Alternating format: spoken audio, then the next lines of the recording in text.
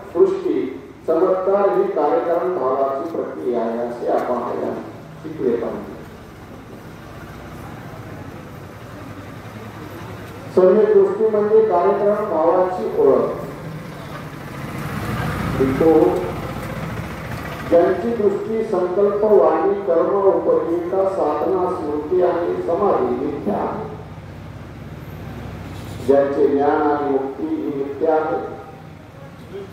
ज्यांचे प्रत्येक कार्य वचन विचार ऐच्छिक कार्य आकांक्षा निग्रह आणि सर्व व्यापार ही सर्व अशा मिथ्या दृष्टीने साधलेली असल्यामुळे ती तिरस्काराने दुःखकर जुगुप्सा उत्पन्न करणारे आणि हानिकारक असतात. आणि हे सर्व का तर त्यांची दृष्टी मिथ्या असल्यामुळे. आपला मार्ग बरोबर असणे एवढेच पुरेसे नाही, तर त्याची दृष्टी मिथ्या असल्यामुळे आपला मार्ग बरोबर असणे एवढेच पुरेसे नाही, तर एखादे बालकही योग्य मार्ग स्वीकारते. परंतु त्याचा अर्थ असा नव्हे की त्या बालकाला मार्गाच्या योग्य मार्गाचे ज्ञान पाहिजे. यानंदा यथार्थ दुःख कोणाला म्हणता येईल? बुद्धिपूर्वक कोणते शक्य आहे कोणते अशक्य आहे या ज्ञानावर ज्याने प्रभुत्व मिळवले आहे त्याला यथार्थ दुःख असं म्हणतात.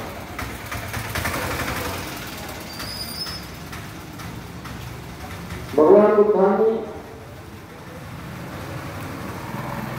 सम्यक दृष्टी याला खूप महत्व दिलेलं आहे. त्यानंतर आहे मृत्यूतर जीवनाची चिंता कशाला करा. बऱ्याचशा लोकांना आपल्या मृत्यूच्या नंतर मी काही गोष्टी कराव्याशा वाटतात.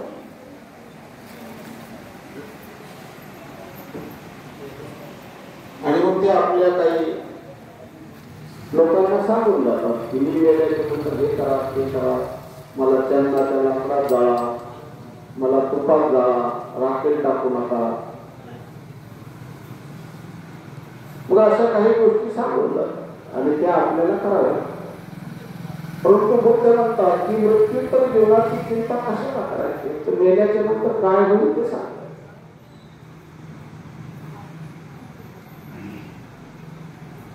पारसी नावाचा एक धर्म आहे आणि ज्यावेळेस त्या पारसी लोकांची कोणी त्यांचा मृत्यू होतो त्यांच्या, तर ते त्या पारसी लोक त्या आपल्या चितेला जाळत बी नाही आणि पुढे सुद्धा नाही. त्यांच्या स्मशानभूमीमध्ये एक विहीर असते, विहीर, आणि त्या विहिरीत पाणी सुद्धा असते. आणि त्या विहिरीवरती एक जाळी टाकलेली असते. विहिरीवरती जाळी असते आणि त्या जाळीवरती ती चिता नेऊन टाकल्या जाते, ती बॉडी नेऊन टाकल्या जाते.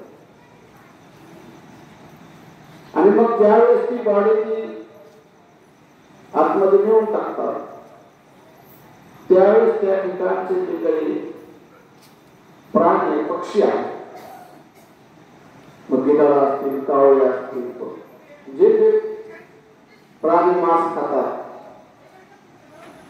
ते त्या मांस खातात. आणि जे काही खाली सरून खाली पडतं विहिरीमध्ये, तर त्या विहिरीमध्ये काही पाण्यातले प्राणी असतात, म्हणजे मासे म्हणा, कासव म्हणा. ही विहीर त्यांची मोठी असते.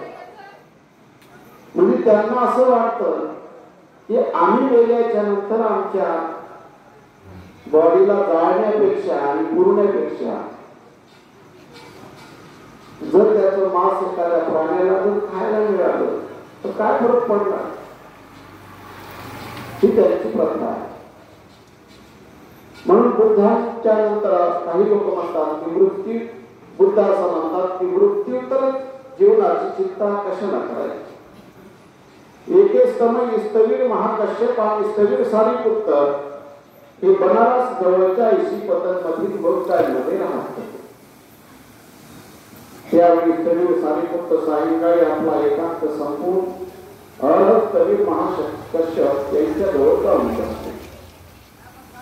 अशा रीतीने बसल्यावर स्थवीर सारीपुत्रांनी महाकश्यपाला प्रश्न केला की मित्रा कश्यप, मृत्यूतर तथागतांना अस्तित्व असते का?